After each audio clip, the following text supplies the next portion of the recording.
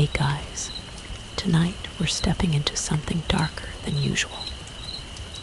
The rain whispers against your window. The power hums low in the walls, and you can practically feel the chill of the forest air seeping in. Even here, in the presumed safety of your headphones, we're not just telling a story, we're walking into a memory, a true account from a place I've decided to call Blackwood, Ohio. It's a quiet town, the kind you drive through without slowing down, nestled so deep in the national forest that GPS gives up on you 2 miles outside the town limits. If you hear knocking behind you right now, just ignore it. It's probably nothing, right? Or maybe it's just the wind playing tricks on the dry leaves outside. You know how it is when your brain tries to fill in the silence with something terrifying. So before you settle in, take a second to like the video and subscribe.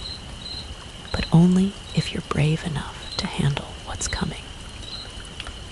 Tell me where you're listening from and what time it is for you in the comments. Now turn off the lights, maybe keep one candle burning, and let's begin tonight's haunting together. You're driving the final miles into Blackwood. The car handles the dirt road poorly, kicking up a plume of rust-colored dust that vanishes instantly into the heavy, thick woods on either side. You're only 23, fresh out of the state academy, and yet here you are, the new deputy, assigned to the furthest, most isolated post in the entire county. Your father, a retired state trooper, always warned you away from law enforcement. He wanted you to have a life, not spend it chasing the shadows he chased, but ambition, or perhaps just the lack of a real personal life, pushed you forward. You thought you'd be patrolling the bright, noisy suburbs of Dayton. Instead, you're headed to a town of maybe 50 residents, deep inside the Wayne National Forest, a place established long after the town itself was carved out of the wilderness. Your post is only temporary, a 6-month stint, but you took it as a paid vacation. Quiet town, no crime, what could possibly go wrong? You pull up to the town's central hub, which is really just a single beat-up structure that serves as the park ranger's office, the police station, all 3 of you, and your living quarters. You've been assigned here to replace a young deputy who quit abruptly. The official story was a family emergency, but the silence from the county office was loud enough to suggest otherwise. You park the cruiser and step out. The air is immediately different. It's cool, even in the afternoon sun, and absolutely still. The silence hits you first. It's not the normal quiet of the deep woods, where you should hear the rustle of squirrels, the chirp of crickets, or the distant caw of a crow. This is a deep, deafening vacuum. It feels less like an absence of sound, and more like a deliberate negation of it. It's the kind of silence that often precedes a major shift in atmospheric pressure, a strange meteorological phenomenon that some ancient cultures linked to the presence of trickster spirits who steal the light and sound before a storm. Researchers still argue whether these massive sonic dead zones are purely geological, or if there's a genuine low-frequency anomaly at play. You shake the eerie feeling off. It's just the woods. You enter the small office where you meet Sheriff Elias, a man who looks every bit his 70-something years, but moves with the unexpected energy of a former park ranger. He tells you that your job here is the easiest in the world, citing the fact that the town records show there hasn't been so much as a parking ticket filed in 15 years. He then launches into a mini history lesson about Blackwood, founded in the 1850s, isolated and mostly ignored by tourists. He seems genuinely kind, almost grandfatherly, and you're starting to think this 6 months might actually be a relaxing break. You remember the optimism you felt, the naive certainty that you had found a quiet haven. It feels like a lifetime ago. He finishes the tour, pointing out your small cot and the dusty file cabinet before letting you settle in. He mentions one odd local fact. The residents believe the surrounding forest is so old. Its trees are sentient observers, claiming the forest boundary line shifts invisibly every few decades, claiming small, forgotten cabins along its edge. He laughs it off, but his eyes don't quite meet yours. You pause, remembering the dense brush and the way the trees crowd the road. It feels less like a forest and more like a collective entity watching your every move. You spend the rest of the evening sifting through the minimal town records.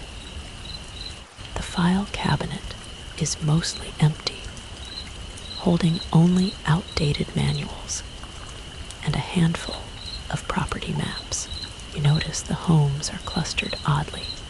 A few small cabins, some houses, and a community of mobile homes, all seemingly centered around the MT, Calvary Methodist Church, and a couple of gas stations. There's no major infrastructure, no hospital, just the bare necessities. It's a place that asks very little of the outside world, and in return, the outside world seems to forget it exists. You find the records of the previous deputy minimal, clean, then suddenly, nothing.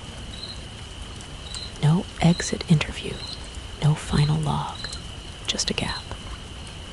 You try to call your dad, but the signal dies a few miles outside Blackwood, forcing you to rely on the ancient landline in the sheriff's office.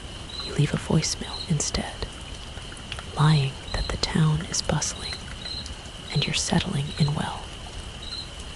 You remember the deep, internal sigh you let out after hanging up, the sense of being truly alone for the first time in your life. The next day, the illusion of your quiet vacation shatters. The call comes in around 5:30 p.m.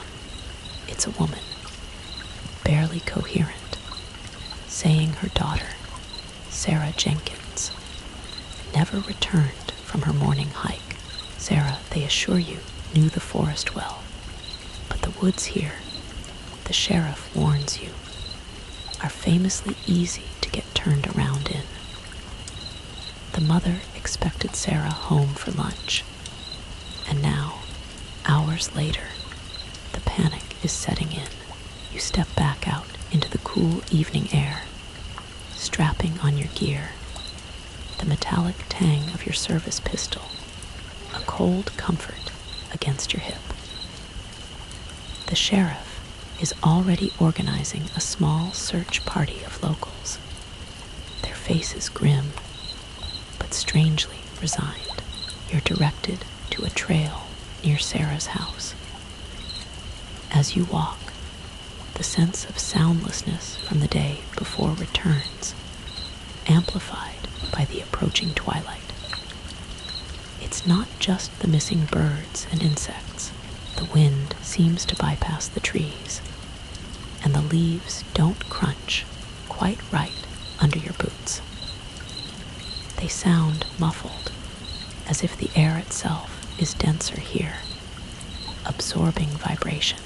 It's unsettlingly similar to experiences reported by miners who spend long periods underground. The profound silence often leads to auditory hallucinations, where the brain, starved of external stimulus, begins to generate its own terrifying sounds. You walk for maybe 20 minutes, pushing through thick brush and calling Sarah's name. Sarah, deputy here. You're met with nothing.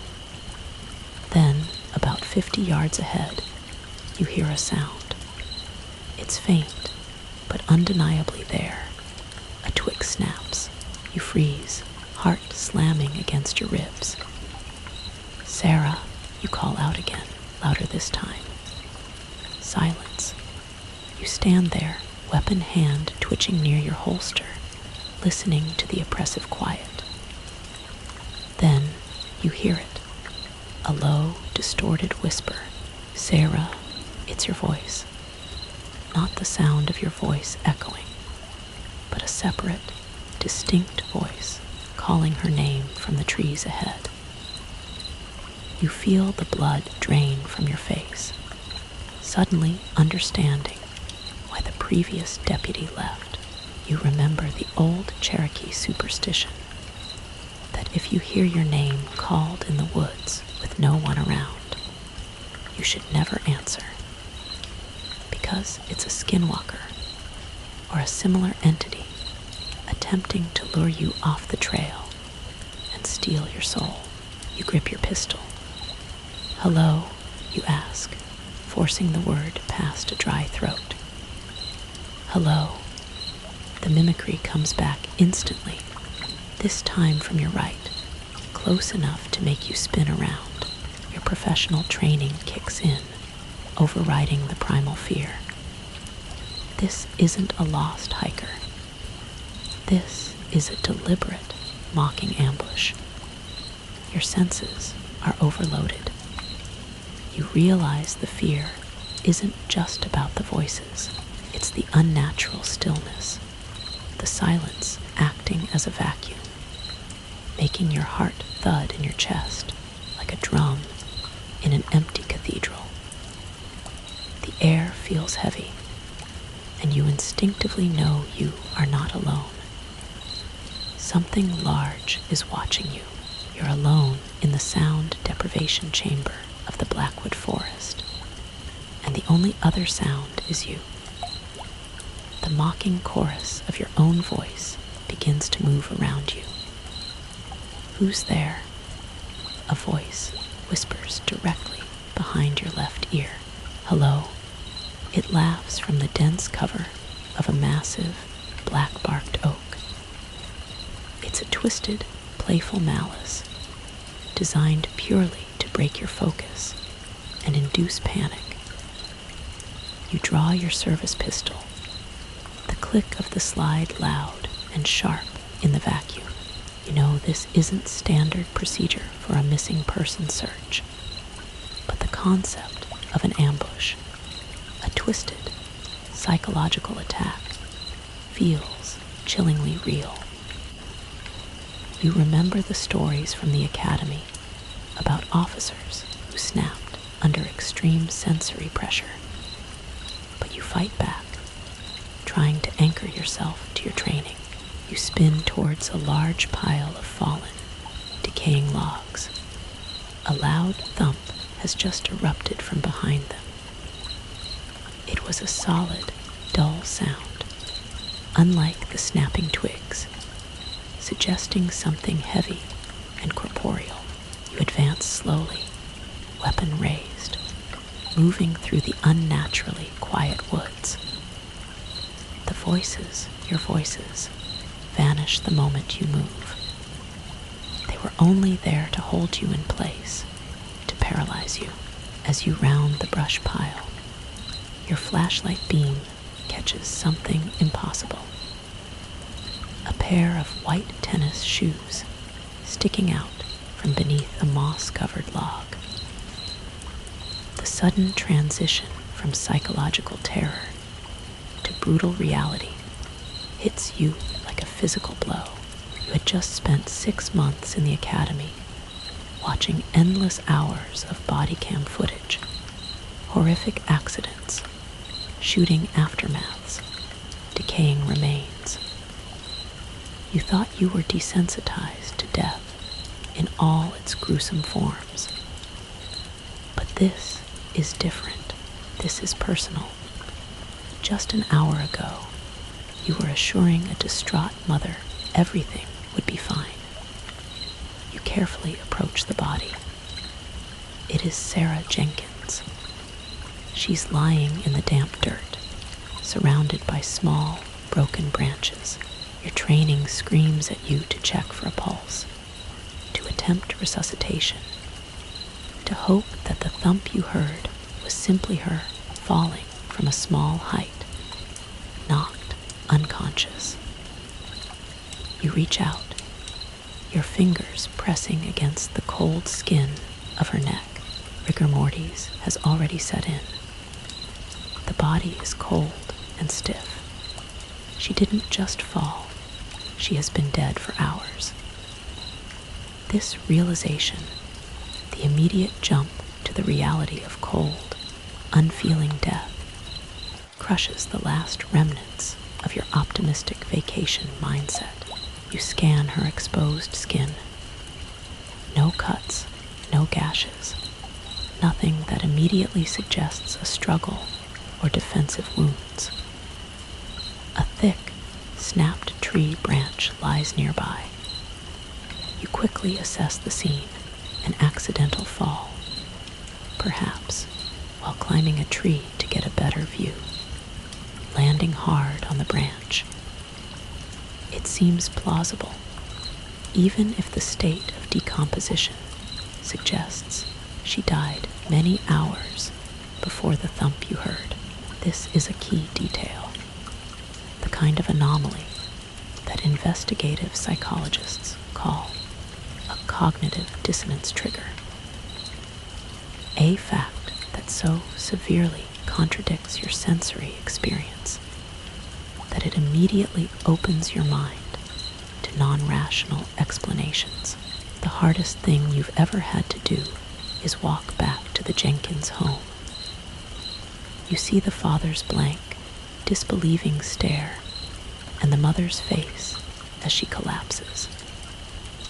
But it's the sound she makes that will haunt your nightmares. It wasn't a cry or a sob. It was a primeval howl.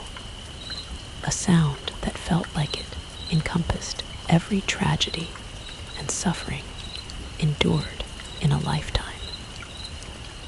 It was the sound of a universe closing in on a single person. The official investigation is swiftly taken over by the Ohio State Police. The body is transferred to a regional medical center. Their report is delivered quickly. Accidental death from blunt force trauma, most likely from a fall from a great height, combined with a puncture wound from a broken root. Case closed.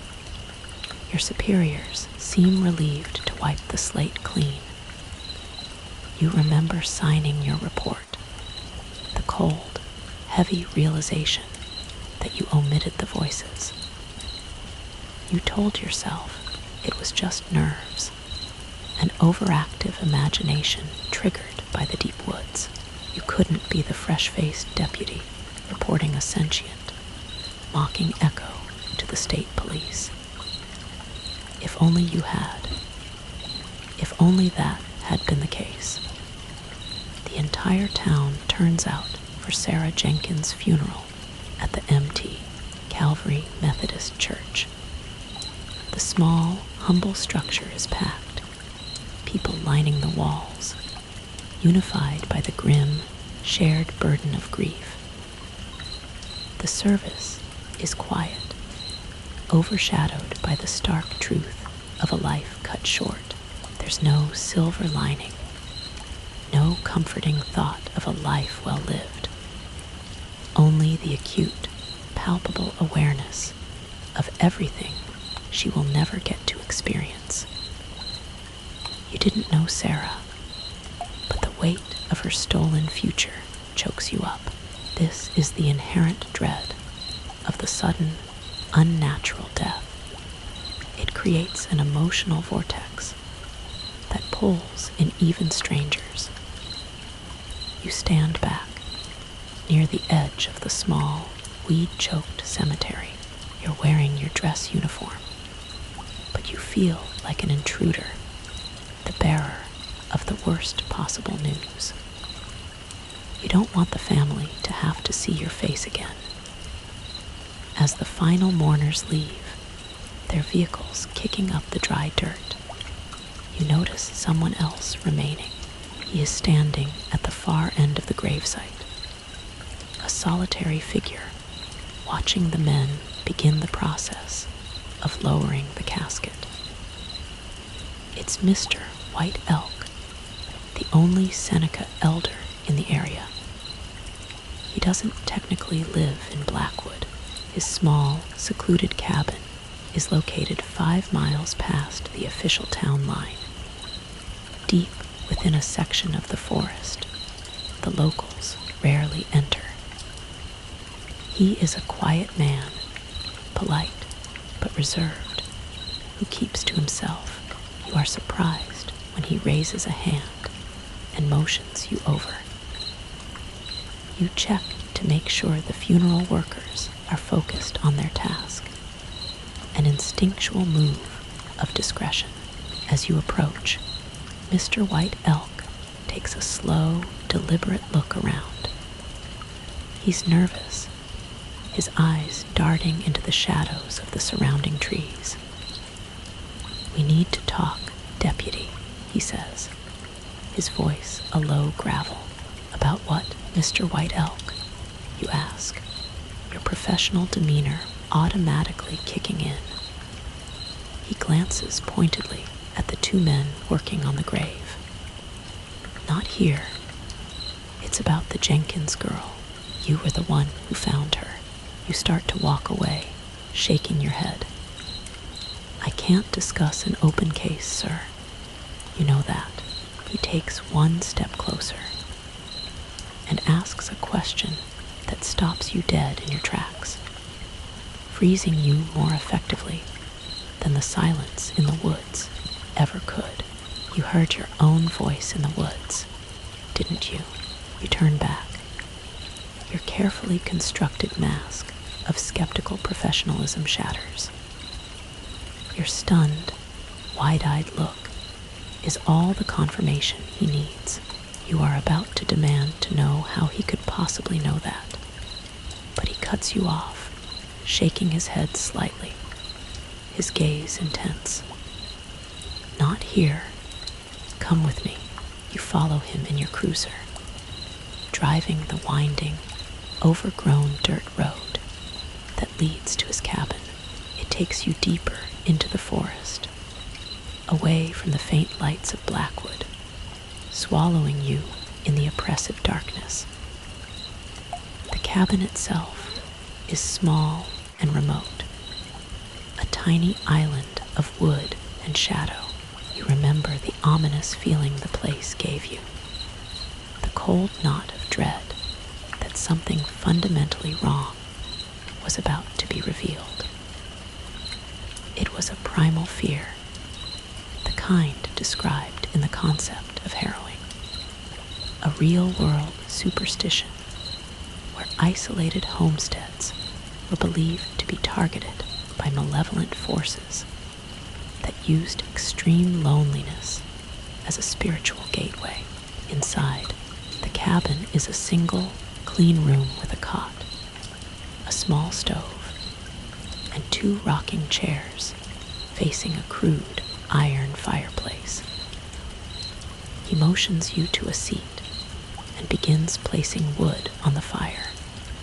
Avoiding eye contact, the air is thick with the scent of dried herbs and wood smoke. You sit, service pistol hidden but ready, determined to treat this like a rational interview.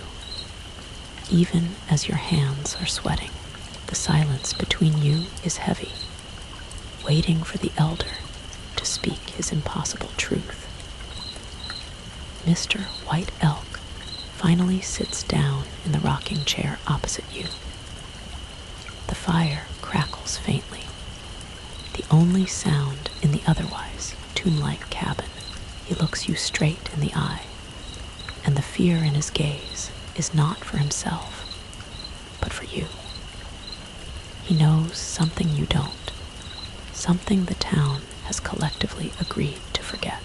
I will tell you an old story, he begins, his voice low and rhythmic, like a chant. A Seneca legend from before the pale men came here. 500 years ago, he tells you of the Shawnee, his ancestors, who were settling the plains of what is now Ohio. One night, a celestial event occurred. A star fell from the sky directly into this forest. A great, cleansing fire erupted, consuming all the animals and insects in the surrounding area, but leaving the trees utterly unharmed. The people, seeing the untouched forest emerge from the ashes, believed it was a blessing, a sacred place where they could live in peace, protected by the spirits. But a party ventured too far into the deep woods. They were met, he recounts, by something chilling. They saw shadows that mirrored themselves, and they heard their own words, their own voices, whispering to them from the trees. They initially thought they were the benevolent spirits of their ancestors. Welcoming them, the voices offered them eternal safety and protection in the holy forest, promising that no other tribes would ever find them. The offer came with a price. Once every generation, a person must be offered to the forest as a sacrifice.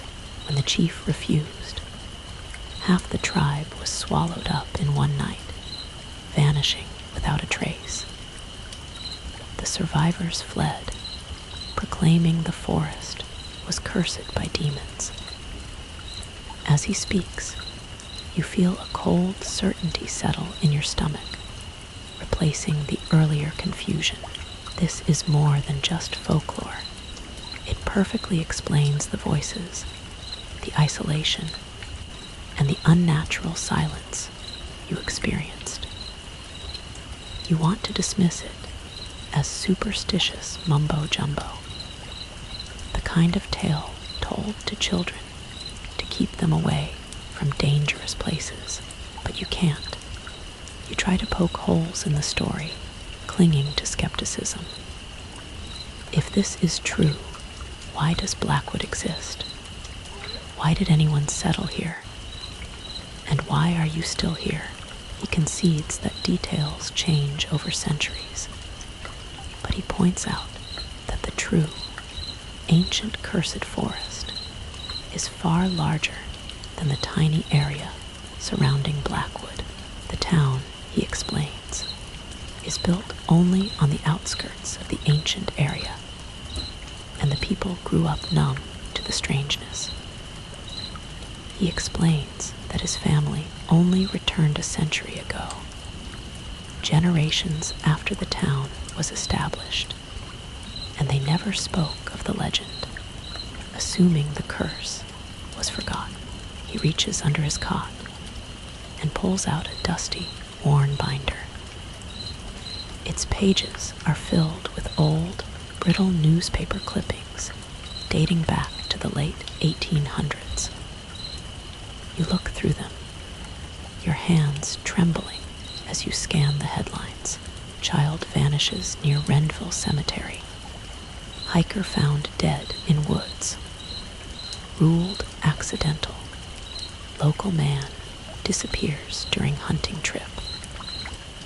He points to a timeline he has drawn in the back. The disappearances and accidental deaths follow a chilling pattern, occurring roughly every 30 to 40 years. The forest finds its fill, he says in a low, grim, matter-of-fact tone.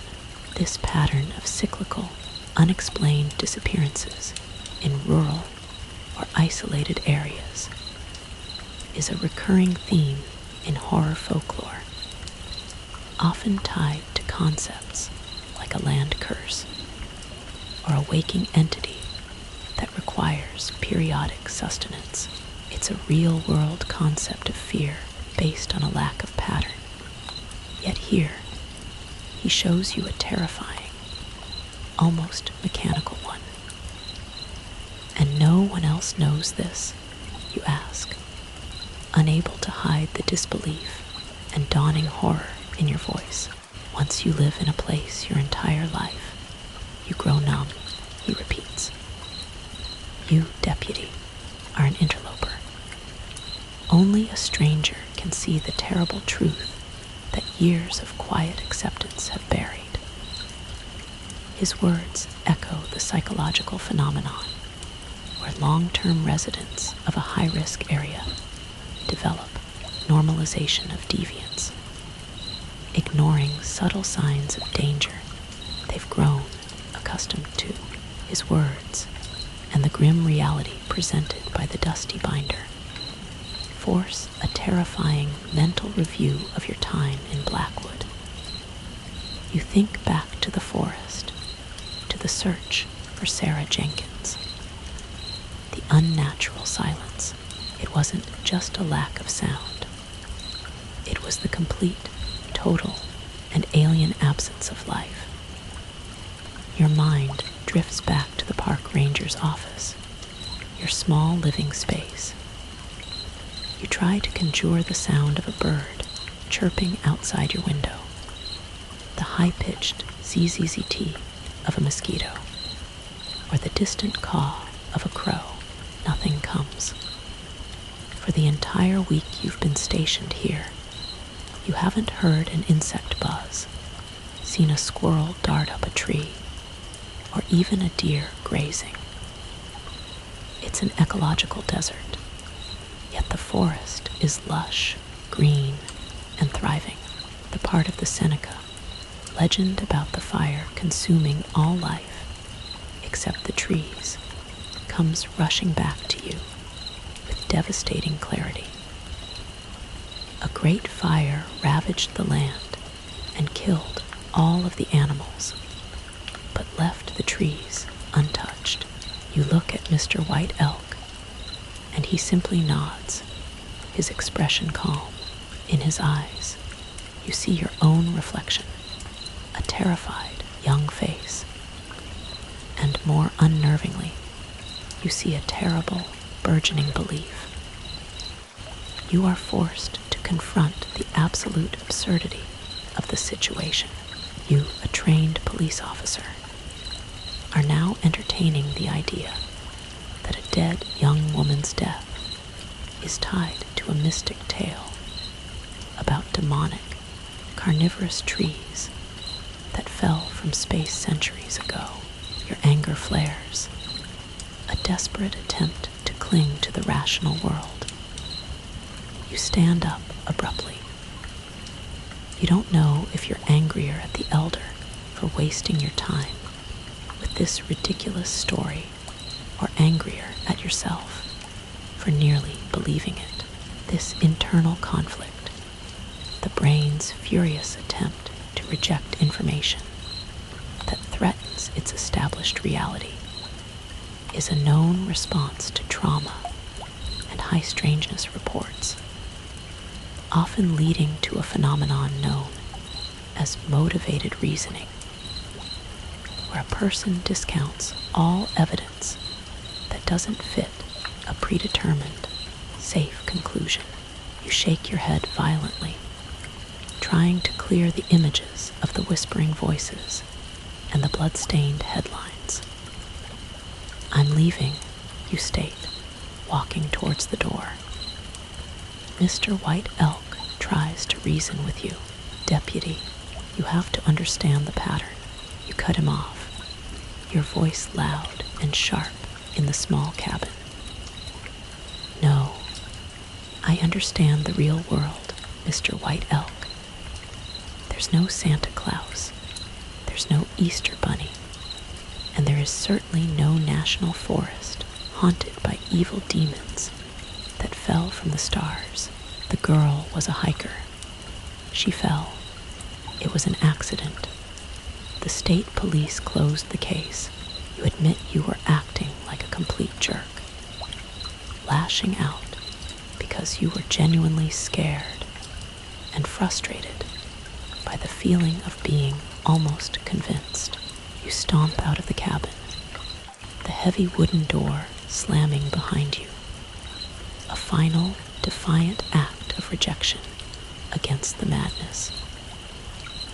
You jump back into your cruiser and floor the accelerator, sending a spray of dirt and gravel back towards the cabin, driving the 20 minutes back towards the main road.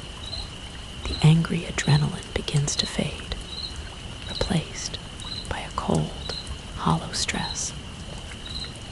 You feel a pang of guilt for yelling at the only person in this damned town who has been truly honest with you.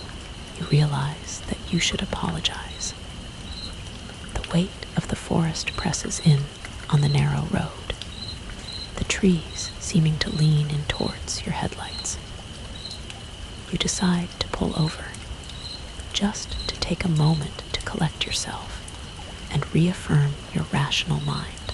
You turn off the engine and step out into the night. It is 9:30 p.m., and there is not a single soul or light for miles. You stand on the shoulder of the dirt road, staring into the impenetrable darkness of the woods. The dense, ancient growth is so close you could reach out and touch the bark. Evil demons living in the trees. The thought is still laughably absurd, but your hands are clammy. You need to do something, anything, to puncture the terror that Mr. White Elk's story has injected into your mind.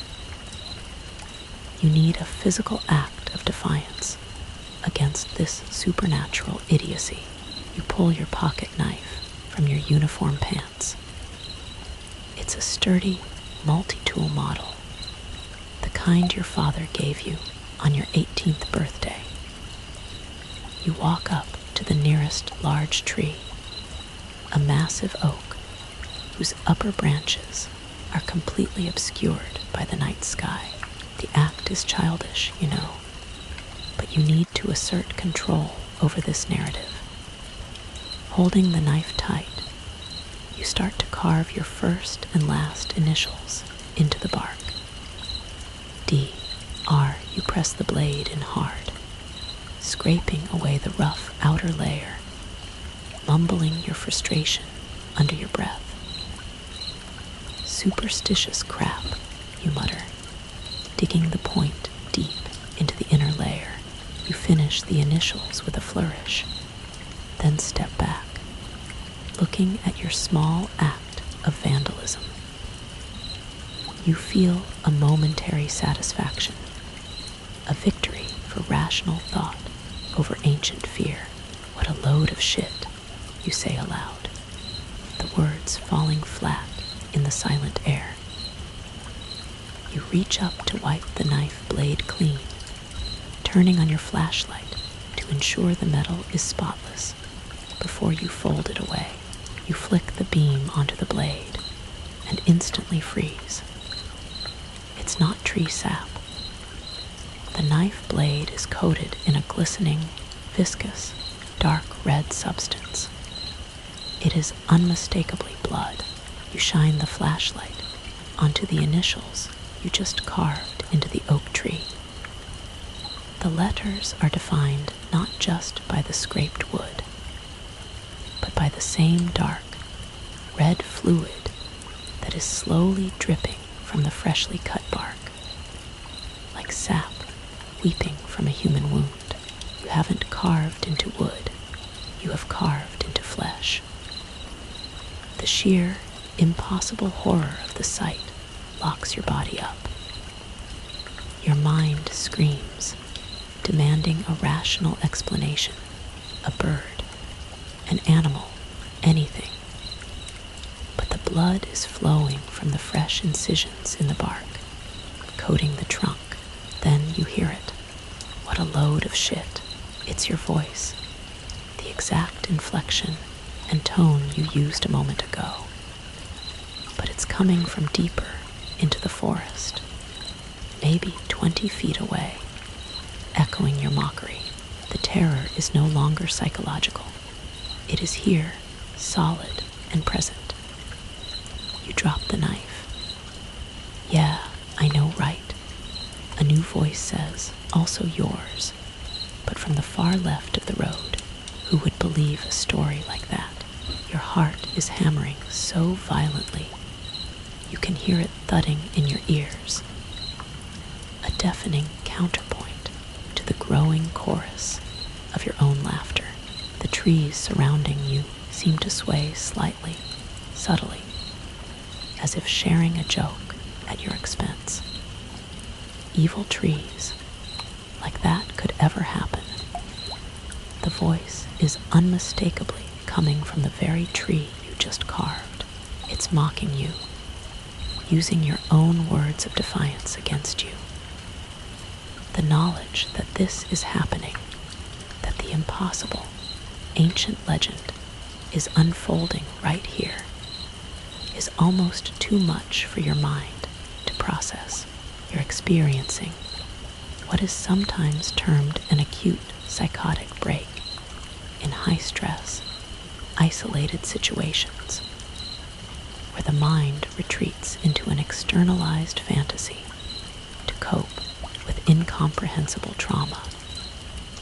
But this feels too solid, too real. Then you watch, petrified, as the bark of the massive oak tree begins to split right down the center, vertically, where your initials are carved.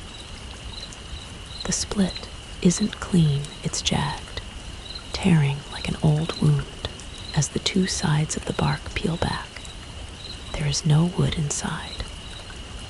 There is only pink, wet flesh. The bark continues to split, tearing open with a sickening, wet sound, like muscle tearing from bone. The wound widens, revealing a vertical chasm of pink, glistening flesh. Along the inner edges of this opening, you see rows of impossibly long, razor-sharp black fangs, more like the mandibles of a giant spider than teeth, that extend and twitch in the night air, aiming directly at you. Your body remains frozen, locked in a state of catatonic shock. You have just come face to face with the Seneca demon from the stories, a grotesque, fleshy entity wearing the shell of a tree. The sound of the entity's flesh moving is a wet, slurping noise, utterly alien to the silence of the forest. Then you look down, and your eyes confirm the nightmare is total. Thick, dark roots are snaking out from the ground, wrapping themselves quickly around your ankles and boots. They tighten instantly, anchoring you to the earth, dragging you slowly, but inexorably towards the trees pulsating. Fanged maw, the fear finally hits a threshold, snapping the mental lock that held you captive. Your reflexes kick in. You wrench your service pistol from its holster. It's an act of desperate, pure instinct. You don't aim, you just fire. 4 shots tear through the quiet night, the sound impossibly loud and sharp. You aim directly into the tree's jagged, fleshy mouth. With each bullet, large chunks of pink flesh and dark fluid explode outward. But the moment the exploded fragments touch the forest floor or the surrounding trees, they instantly revert, turning into broken pieces of damp, brown wood. The entity is not just wearing the bark.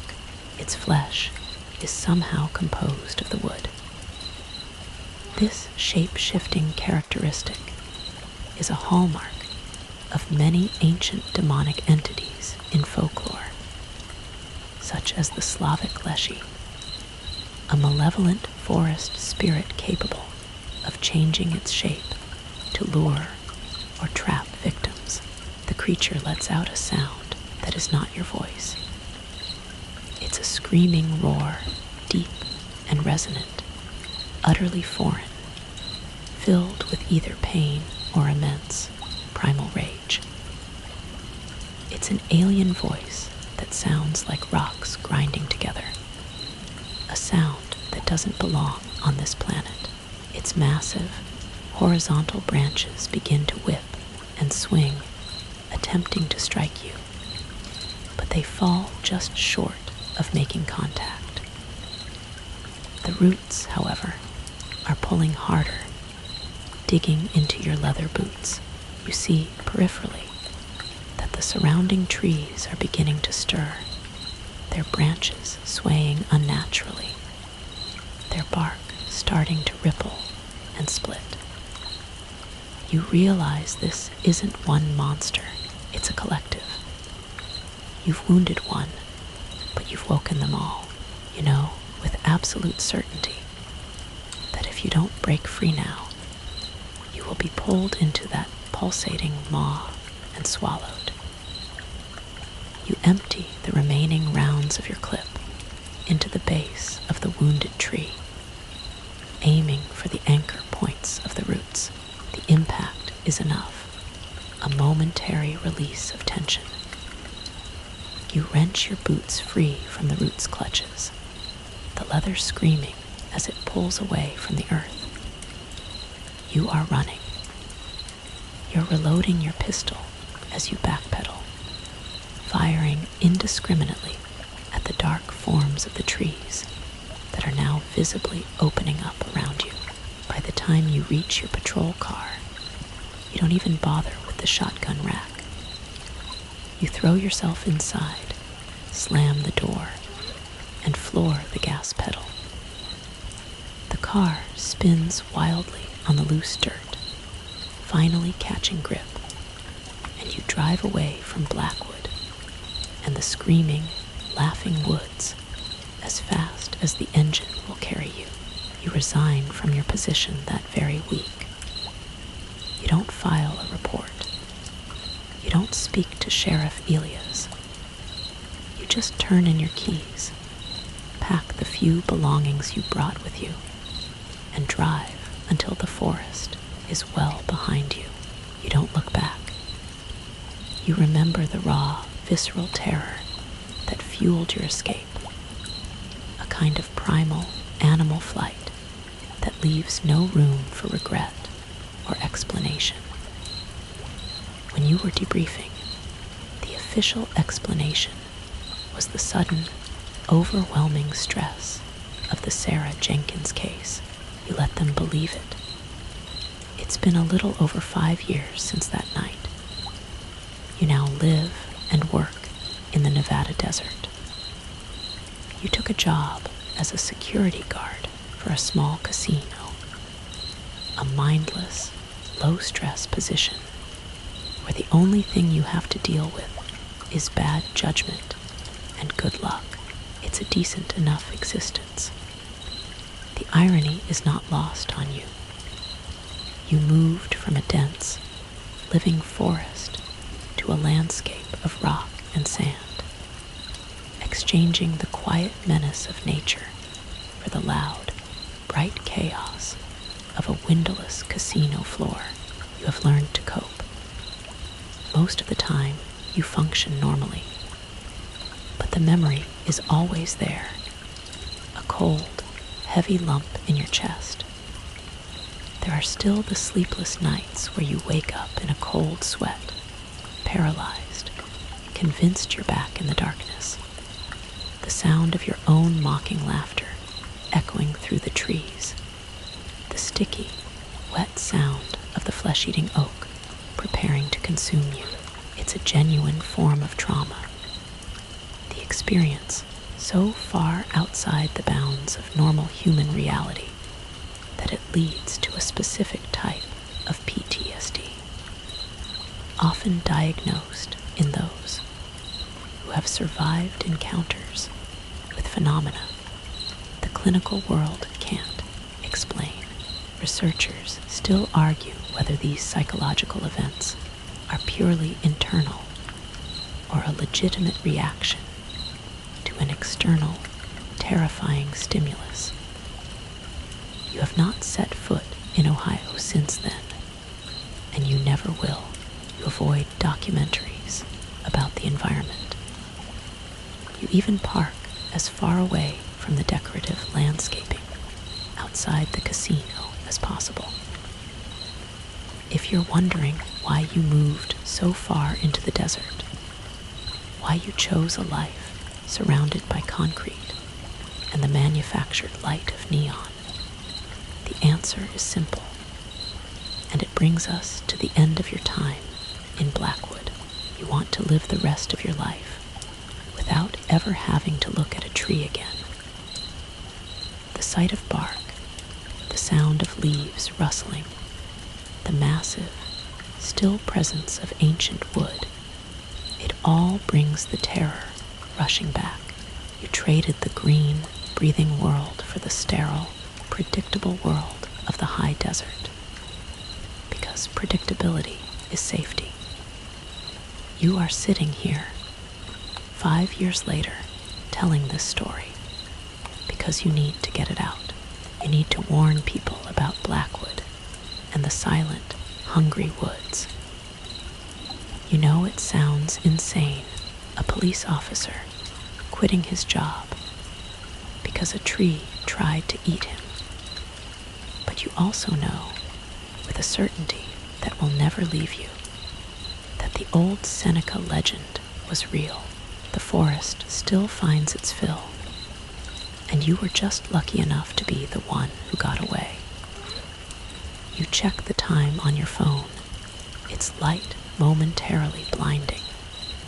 It's late, very late. You pause your narration, waiting for the feeling of safety to return, the feeling that only the distance of rock and sand can provide. You remember Sheriff Elias and the resignation in his eyes. He knew he was just waiting for the next one to realize the truth. You wonder how many of those quiet, kind residents of Blackwood know the truth, and how many are simply waiting for the next 30 to 40 year cycle to begin. You wonder who the forest will claim next. The thought chills you, even here, under the dry, empty sky. You haven't been back, but you check the online records sometimes. There hasn't been another case, not yet. The cycle, you remind yourself, takes decades. But the memory of that unnatural stillness, the complete lack of animal life, is what haunts your quiet hours the most. It's an ecological impossibility, a forest that sighs without the hum of insects or the scurry of rodents. It's a literal dead zone, preserved only by the towering, watchful trees. You recall one specific odd fact that you read about in a behavioral psychology study. In many cultures, the concept of mimicry in the wild is not only considered a bad omen, but is often linked to the idea of a fey trap, a trickster spirit that uses familiar voices to lure people off established paths and into its domain. The entity in the Blackwood Forest wasn't just echoing you. It was using your own voice to play with you, to ridicule your skepticism and your authority. This calculated malice suggests a higher, perhaps eternal intelligence. It wasn't an animal reacting to a sound. It was a being that understood mockery. You try to focus on the noise of the casino now, the constant electronic chirp of the slot machines, the loud, drunken laughter of a winner. It's grating, but it's real. It's predictable. It's the antithesis of the Blackwood silence. You remember the faces of the search party, the townspeople. They were grim, yes, but also resigned. It wasn't the panic of a community facing a random tragedy. It was the quiet acceptance of a community paying a tithe.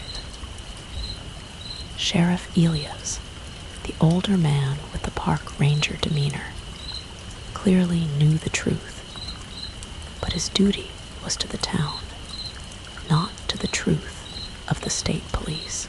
His duty was to keep the peace. And sometimes, keeping the peace means letting the monstrous cycles continue unchallenged. You wonder if he was protecting the town from the creature, or if he was protecting the creature from the outside world.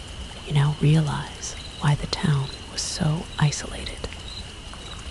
Most people who visited the area, the tourists, the occasional hiker, tended to stay away from the small town itself.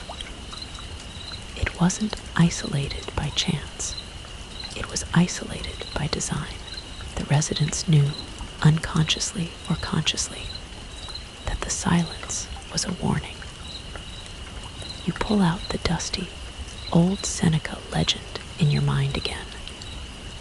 The star fell, the fire consumed all life, and only the trees remained. The ultimate horror of the forest is not that it's haunted, but that it is ancient and fundamentally wrong. It's not a natural environment. It's a preserved piece of an alien catastrophe, waiting dormant for its required sustenance. You try to rationalize the mechanics. How does a tree move? How does it develop flesh and fangs? Your police training screams for physics, for biology, for any grounding in science. But then you remember the roots wrapping around your boots, the large chunks of flesh turning instantly into wood upon hitting the ground. The creature defied all known properties of matter. It was a trans-dimensional, semi-corporeal entity that could temporarily alter its state to lure and consume its prey. You think about the history of Blackwood, Renville, in the original files. It began in the early 1850s, a hub for the coal and timber industry. Settlers carved the town out of the wilderness, unknowingly building their homes on the edges of a place the Seneca tribe had fled in terror centuries before. The settlers were simply too rational, too skeptical, to heed the warnings whispered down through generations of local folklore. Their own industriousness was their ultimate undoing, building a permanent fixture in a place that demanded only temporary life. You can almost hear the trees, silent and patient, watching the humans build their small, temporary community, knowing they were simply cultivating their next meal. The quiet has returned here, 5 years on, in your safe corner of the casino. But the internal clock is ticking, marking the time since Sarah Jenkins' death. You know the cyclical nature of the attacks is the only thing keeping the town safe. In a horrific, monstrous way, the creature has had its fill for a generation. You often think back to the specific moment of the attack, the carved initials on the bark. That was your final, defiant act of skepticism. You were determined to prove Mr. White Elk wrong, to force the real world back onto the narrative. Instead, you gave the creature a direct invitation, a point of contact. You cut it, and it bled. This specific detail touches upon the folklore of many ancient cultures regarding the sanctity of forests. The Greek dryads, for instance, were tree spirits who would punish or kill anyone who harmed their host tree. This act of violence against the wood, the very structure of the entity, was your critical mistake. You didn't carve a tree, you cut the skin of a titan. And the creature's response was not one of simple aggression, but of mockery. It used your own words against you. What a load of shit. That suggests not only intelligence, but a cruel, twisted sense of humor. It was toying with you, playing on your disbelief until the very last possible moment. The psychological terror was its favorite weapon.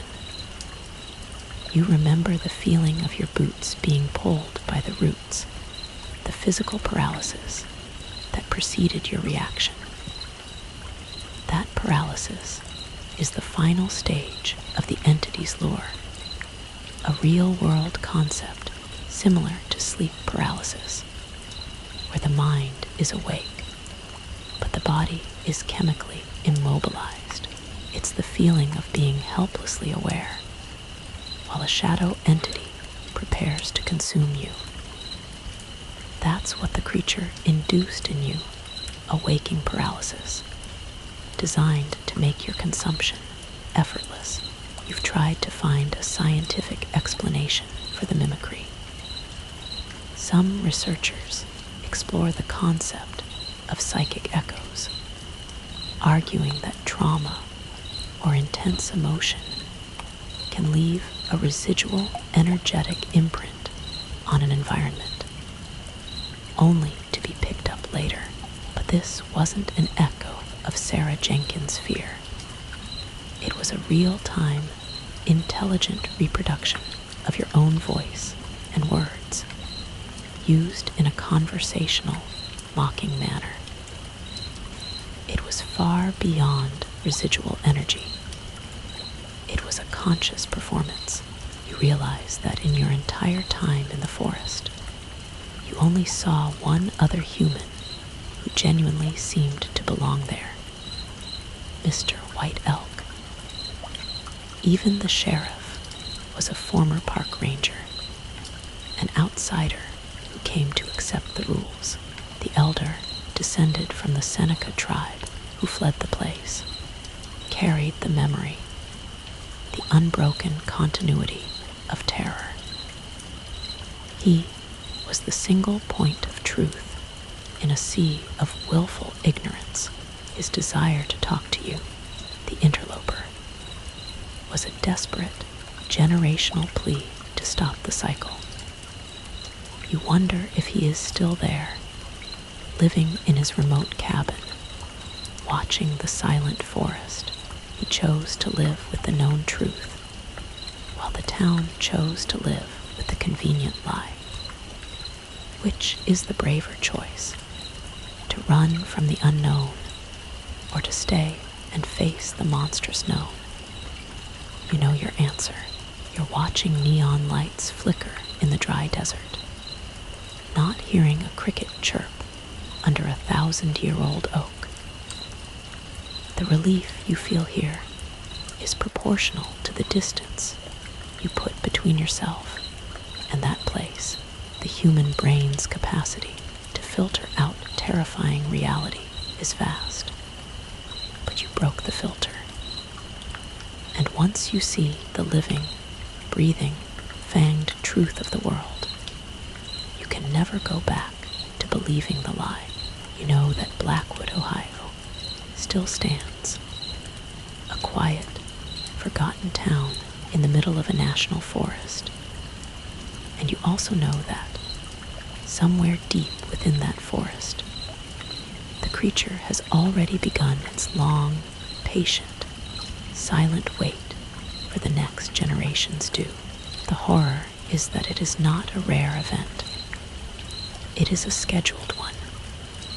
You can almost hear the gentle, wet slurp of the bark closing over the wound you gave it. The wound will heal, and then it will hunger again. You spend a lot of time now thinking about the concept of a sacrificial contract. The Seneca legend wasn't just a story of a monster. It was a pact. The forest offered safety and isolation, and in return, it demanded a price. You think of the early settlers of Blackwood, unaware they were inheriting a contract they couldn't possibly fulfill.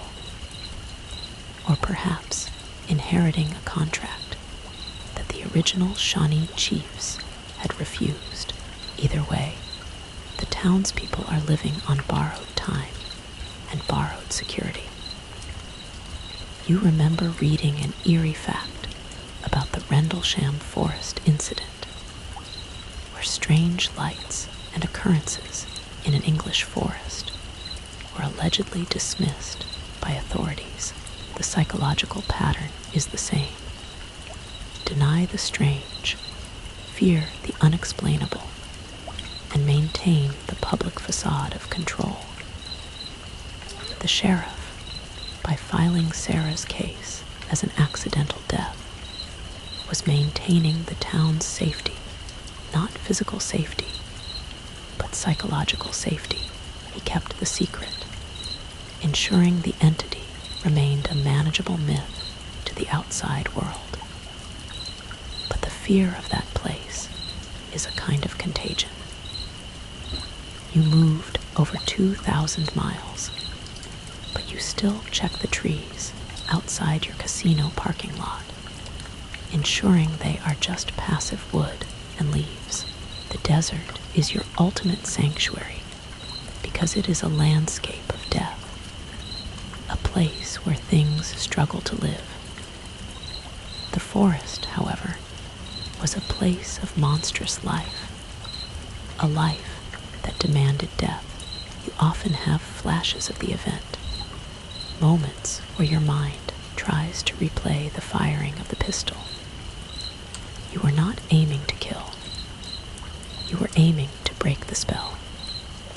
The lead slugs impacting the soft, pink flesh, the sound of the monster's shriek. It wasn't a human shriek. It was a noise of geological proportions, a sound that should have shattered the surrounding woods. But the trees, you remember, were moving in sympathy with the injured entity.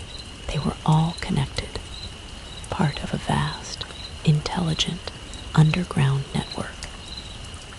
You think of the roots not as simple feeders, but as sensory tendrils, perhaps even the creature's nervous system. They wrapped around you with deliberation, not accidentally tripping you, but actively immobilizing you. The feeling of being held, completely and utterly powerless, is the true terror you carry. That's why In your nightmares, you always wake up paralyzed. The psychological distance helps, but the rational mind struggles to account for the truth. You've had to invent an entirely new worldview for yourself, one where the laws of physics are flexible, and folklore is the only field guide that matters. It's an exhausting way to live, but the alternative is to be consumed. You remember the brief, stolen moment of power you felt when you emptied the rest of your clip into the base of the tree. That act of definitive, destructive defiance, it bought you time. It bought you your life. But it also told the creature one very important thing. You know what it is. You are no longer just an unsuspecting prey. You are a threat, or perhaps a memory. And the creature will be patient. You look at the ceiling of your small, windowless security room. The air conditioning hums, a loud, constant, artificial sound.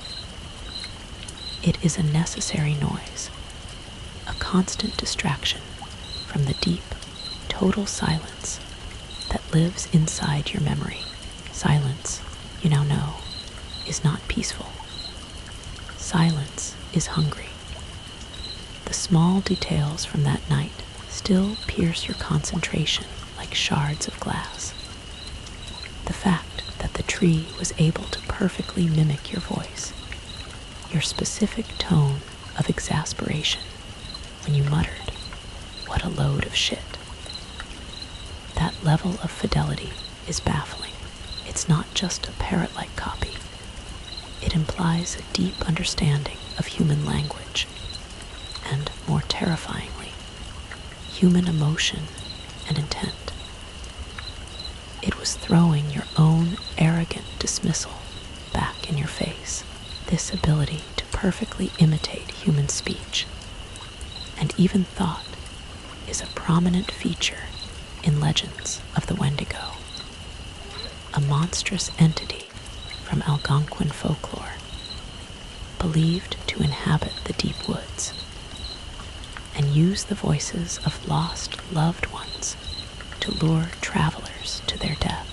You realize the entity in Blackwood is an ecological Wendigo, a monster that consumes not just flesh, but defiance and skepticism.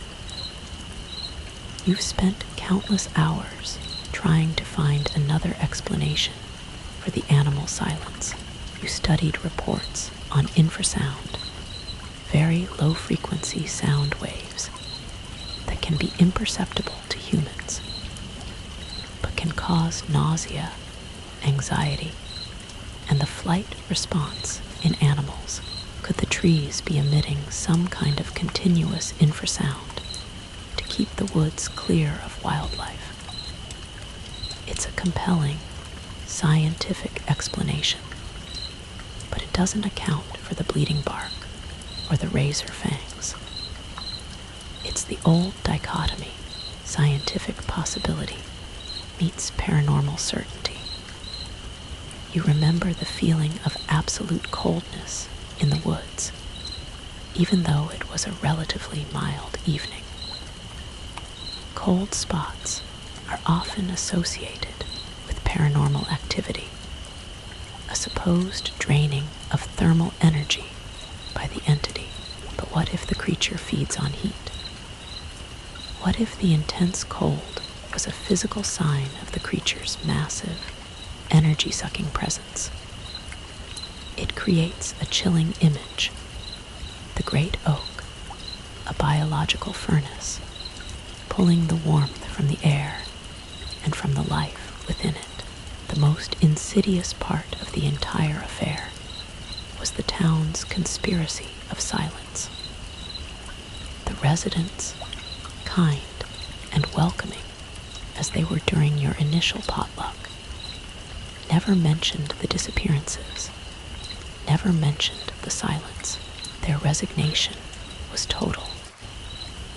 They had accepted the terms of the contract, sacrifice their memory, ignore the danger, and in return, the forest leaves the townspeople alone for a few decades. You, the outsider, were a potential breach of that contract, a loose thread that could unravel the entire horrible truce. You wonder about Mr. White Elk. He was the only one who broke the silence. He was, in a way, the true sacrificial lamb, the only one who carried the burden of the truth and was willing to speak it. You hope he is safe, living out his years in his tiny, remote cabin, protected by his ancestors' memory and his own knowledge. He was not just warning you. He was performing an ancient ritual of knowledge transfer, ensuring the truth survived another generation of silence. You glance at your hands, still checking your fingers for the residual stickiness of the blood on the knife. The mark you left on the tree was a tiny scratch on an ancient skin. You were a brief irritation, a small wound that has long since healed over. But the mark it left on you is permanent. It has carved a new reality into your mind, one where the shadows are real, the voices are sentient, and the trees are hungry gods that fell from the sky. And now, every time you hear a creak in the night or a whisper of wind, you know exactly what it sounds like when a silent forest begins to laugh. The years in the desert have taught you to value open space above all else. The wide, flat expanses where you can see a threat coming for miles are your new comfort zone. The forest, by contrast, is a three-dimensional nightmare, a place where the enemy is everywhere and can attack from any direction.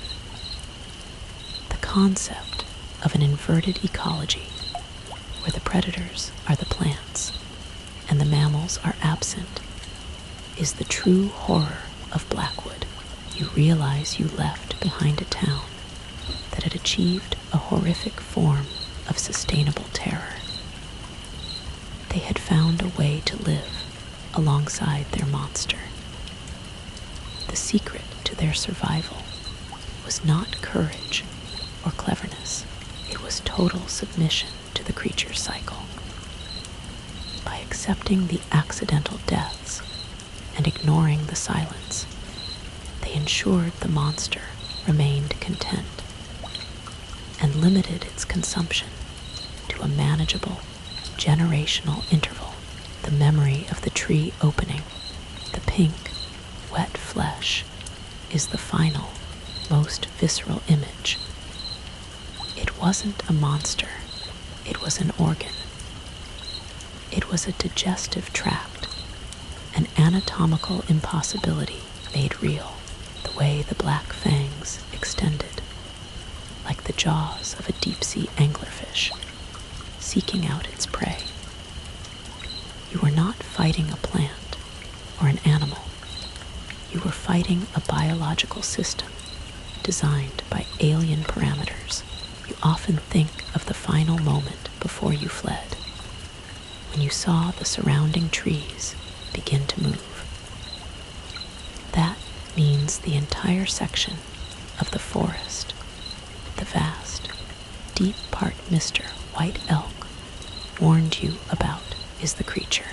The oak you carved was just a mouth, an exposed part of a much larger, continent-spanning being, a kind of fungal, vegetative intelligence that has colonized this corner of Ohio.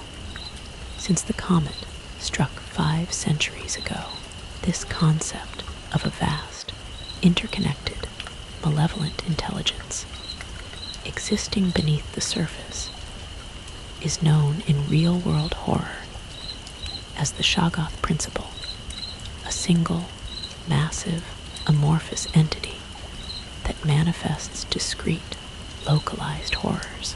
Your single tree was merely a localized manifestation of the whole. That's why your shots were useless. You were shooting a finger, not the heart. The realization that the monster you wounded is not dead, but merely irritated, is what keeps you awake. It remembers you. It remembers the taste of its own flesh exploding into splinters. And it remembers the interloper who broke the silence and attempted to break the cycle. You are no longer worried about the next cyclical disappearance in Blackwood. You are worried about yourself. You are the loose end. You are the one who knows. And you are the one who has shown the creature that its victims can fight back. This makes you a greater threat, but also a more desirable target. You have changed your name, your job, and your location. You have done everything you can to erase your connection to that 23-year-old deputy who was so eager for a quiet post, but you can't erase the memory of your own voice, mocking you from the trees. That's the creature's most effective surveillance. Your own terror playing on repeat inside your head. It knows exactly where you are. You are in the safest, driest, most treeless place you could find. But in the end, it only has to send one route to find you. And you know, with terrible certainty, that it is patient. It has been waiting for 5 centuries, what is another 5 years. You live by a new, unspoken rule now. Never go near a national forest. The very words trigger an internal flight response. You have learned that the wilderness, far from being a place of refuge, is often the ultimate expression of the unnatural and the eternal. The relief you found in the desert is not the relief of escape, but the relief of delay. You put miles between yourself and the entity, but you know that something that survived a comet impact and has manipulated a human community for centuries can travel. It can wait. The sense of dread you carry is less about what you saw and more about the simple, terrifying fact that you know you will see it again. You often revisit the final moments of your conversation with Mr. White Elk, remembering the intense look in his eyes. He said you were an interloper, someone who could still see the strangeness. He spoke of the townspeople growing numb to the strangeness. You realize that numbness is what saves them. It is a psychological shield, a complete denial of reality that allows them to function. You, on the other hand, accepted the impossible truth, and that acceptance made you a target. You are the one who is truly cursed, forced to carry the knowledge. You look around your casino security room again. The carpet is a dizzying pattern of synthetic colors. The walls are soundproofed. There are no windows, no natural light, and most importantly, no organic life. This is your self-imposed prison, the box you built to keep the forest out. You remember your father's words. He wanted you to have a life. You realize now that you don't have a life. You have a vigil. Your career as a police officer ended not with a gunshot or a failure of nerve, but with a failure of reality. You failed to maintain the rational world. You learned that sometimes the only thing upholding civilization is the collective agreement to ignore the terrifying truth hidden in the oldest shadows. And once you break that agreement, you can never go back. You imagine what the headlines would be if you told the truth now. Former Ohio deputy claims trees tried to eat him. Psychiatric evaluation ordered. The sheer unbelievability of the story is the monster's greatest protection. It doesn't need to hide. It only needs to be impossible.